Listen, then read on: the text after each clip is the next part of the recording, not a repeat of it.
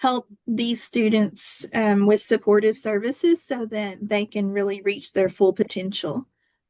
And that might look like mental health services or food or clothing or connecting their parents to uh, a job or helping kids who are ready to transition out of school with services that can help them transition into adult education or other supportive services like career services in the community.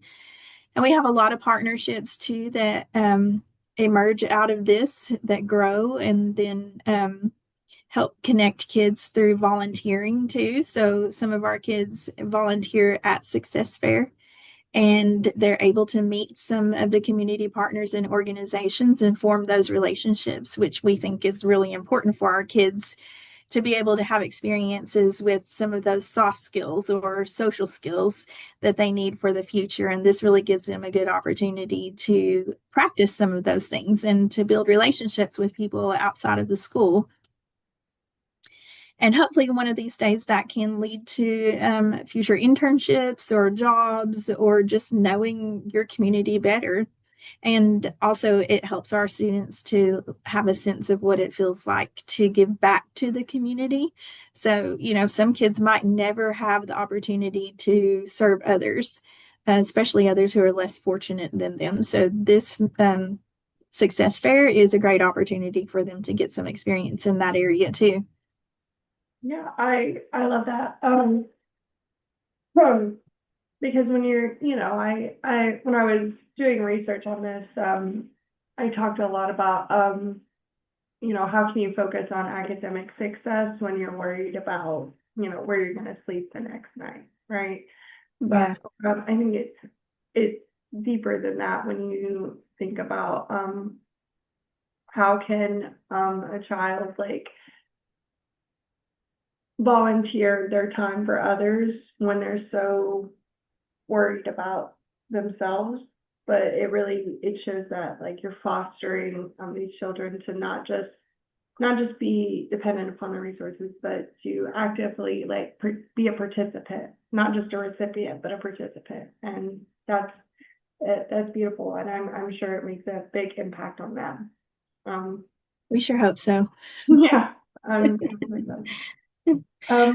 A big piece of this, and just thinking about some of the individual families that I know here too, is just stopping that generational cycle that occurs with poverty in some cases, where we have students who have so much potential and just reaching in there and helping them to grasp onto whatever their talents are, whatever their strengths are, and connecting them with the resources, like you said, just giving them the food and the clothing and the things that they need to survive, but not just survive, but also to thrive through those relationships that we're building too.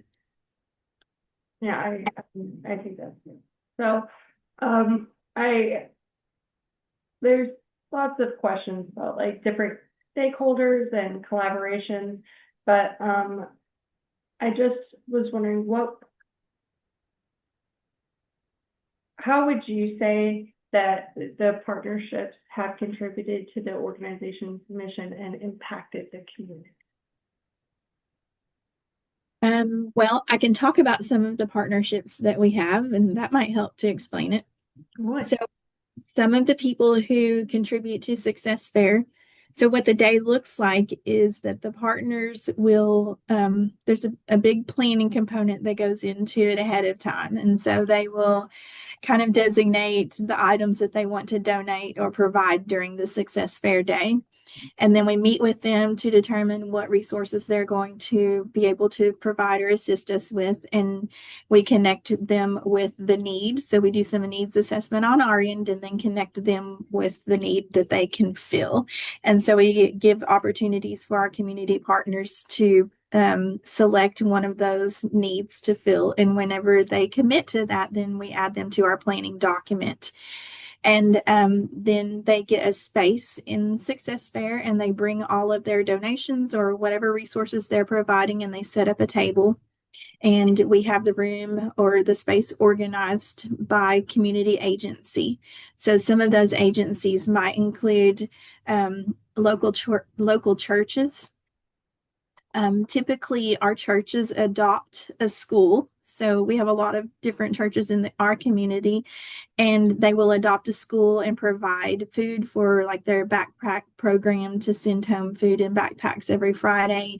But they also usually will adopt a certain number of food boxes to hand out. So for our success fair that we have in right before Thanksgiving, we give the families a full box of a Thanksgiving meal. So it would include items like a turkey or a ham and dressing and vegetables and something to make a dessert, so that we're setting these kids up to go home and to have that opportunity to have a tradition with their families, sitting around and cooking a meal and visiting together, which is so important. So some of our churches will contribute those. Some of our community organizations will contribute some of those. We have programs within our schools, like our gifted and talented programs, like some of the clubs might adopt a certain number of food boxes.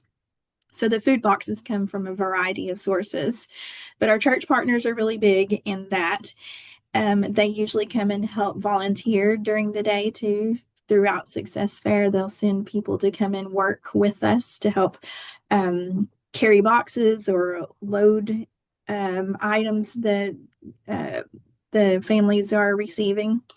We also partner with Walmart, which is just across the street from us, and they actually let us borrow shopping carts from them. And so our custodial staff will go and pick up carts that morning and bring them to the event center. And then when the families arrive, they can grab a shopping cart and go through the Success Fair area and load it up with the items that they're receiving. And then that's a good way for them to be able to transport everything back out to their car.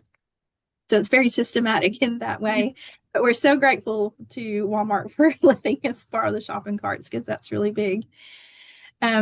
We have other community partners, like there is Goodwill, who will come and set up a booth and give out information about the way that they can support families.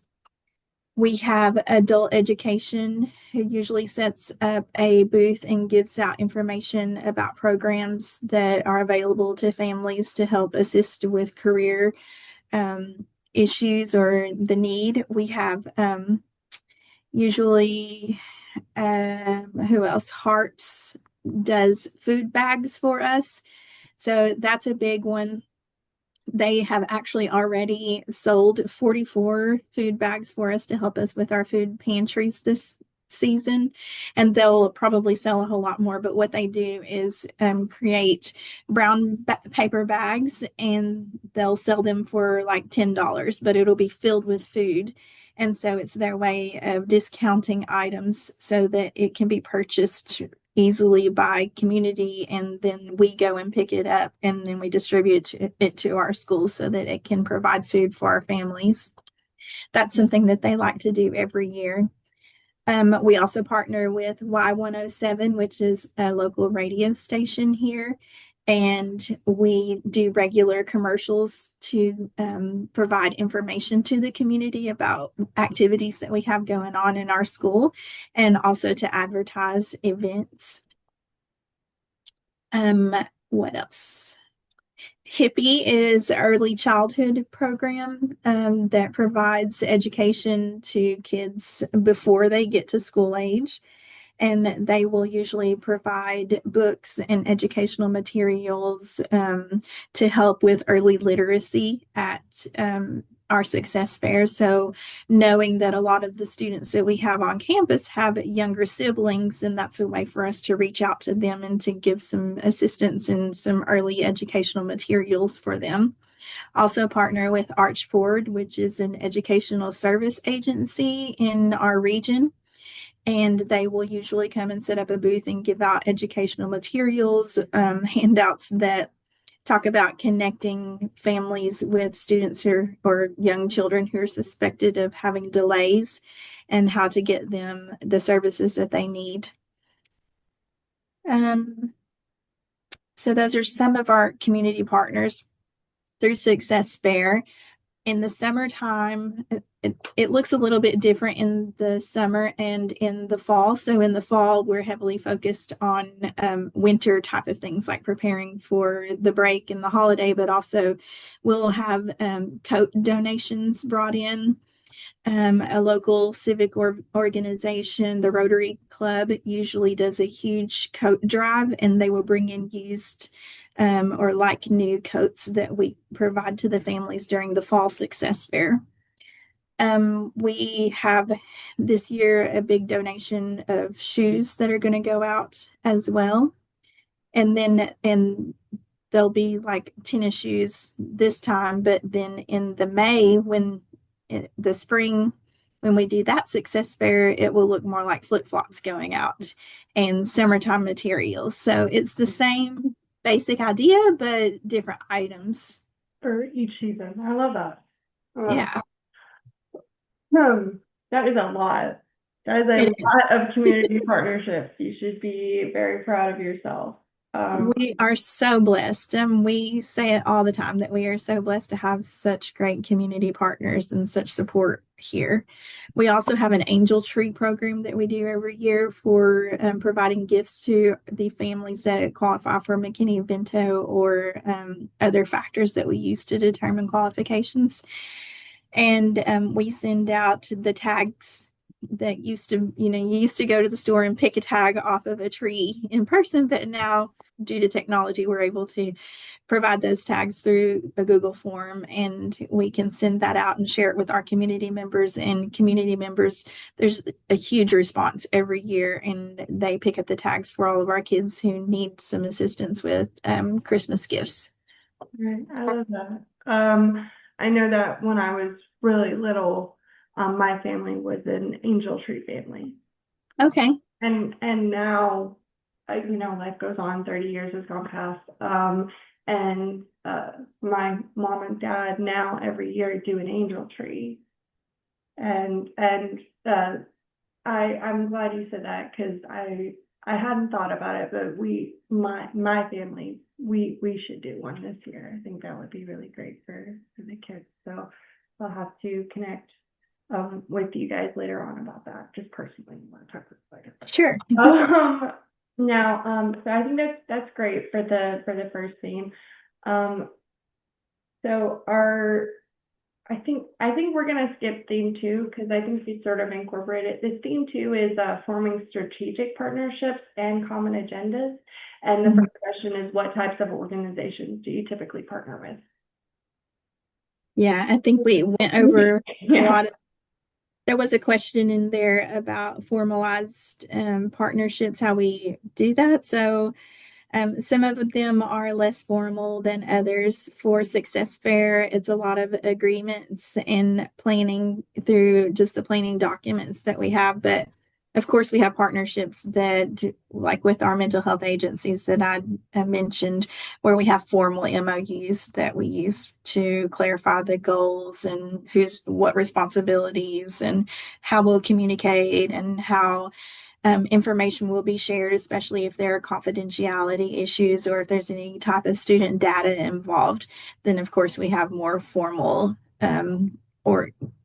agreements. Thank you so much. That was the only question I had in that was MOU, because I've done volunteer work and stuff, and I've served, but I've never really dealt with an MOU when we started going over those sorts of things, because I've never been in an administrative role, I guess, in any of that. I've just always been a volunteer, so I'd never heard the term MOU or MOA before. So it's definitely something that I had a lot of questions about. Now, are those, how would you ensure that your side of the agreement is reflected of the shared goals and responsibilities? Like, how do you as an administrator come up with those sorts of things? I think everything always goes back to kind of our mission and vision, excuse me, in Greenbrier for our kids. And so here we feel that students come first. And that's our first goal, is to make sure that our decisions that we're making are based on what our students need and to help them grow and to be healthy and to be safe. So every consideration that we have has to go back to that. We really feel like the classroom is the most important place in the district, and that our leaders are the ones who need to be accountable for making sure that our students are safe and growing in that way.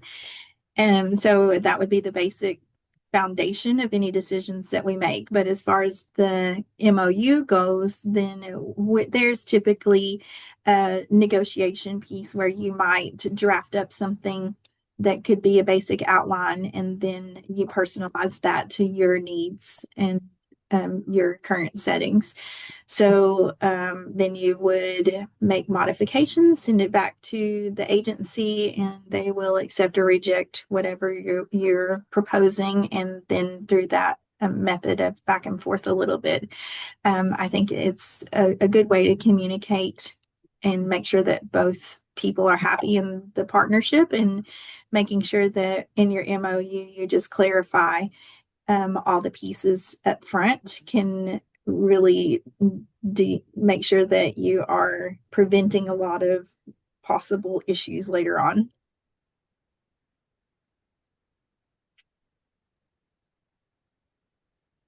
Thank you. Yeah, I think I think I understand. I think I get very intimidated by the paperwork. I always feel like I guess it's not official enough. If I send something, I'm like, does this look right? Does this look like administrative level, you know? Does this look official? So I think I have a hard time imagining what that would look like, but I think it must look very similar to how you described. You would just, you know, create a draft and then personalize it, make modifications, and then collaborate with your partners on how to go forward. And I'd always be like, does this look formal enough? But I'm sure it's the same process for any sort of collaboration, right? We just Yeah. I think there are just different levels too, and some might be just a one-page agreement, and then others might be several page long documents. I have done MOUs that resulted from a request for applications, basically, where you send it out and open it up for a bunch of agencies to apply for a position. And you go through an interview process, and you have selection criteria, and you evaluate them based on their interview and um, what they submitted as far as how they can fulfill the need that you're trying to fill. And then once you select your agency, then you develop your MOU based on all of that. That would be like the most formal I've ever done. But then some are literally just a page of agreement. So it just depends. Well, that's awesome and slightly intimidating. Well, So it's usually not only up to you. When you're creating agreements like that affect a whole school district, then you're going to have a team of people who are involved, and everybody has their areas of expertise that are going to be able to put together to help make decisions for students.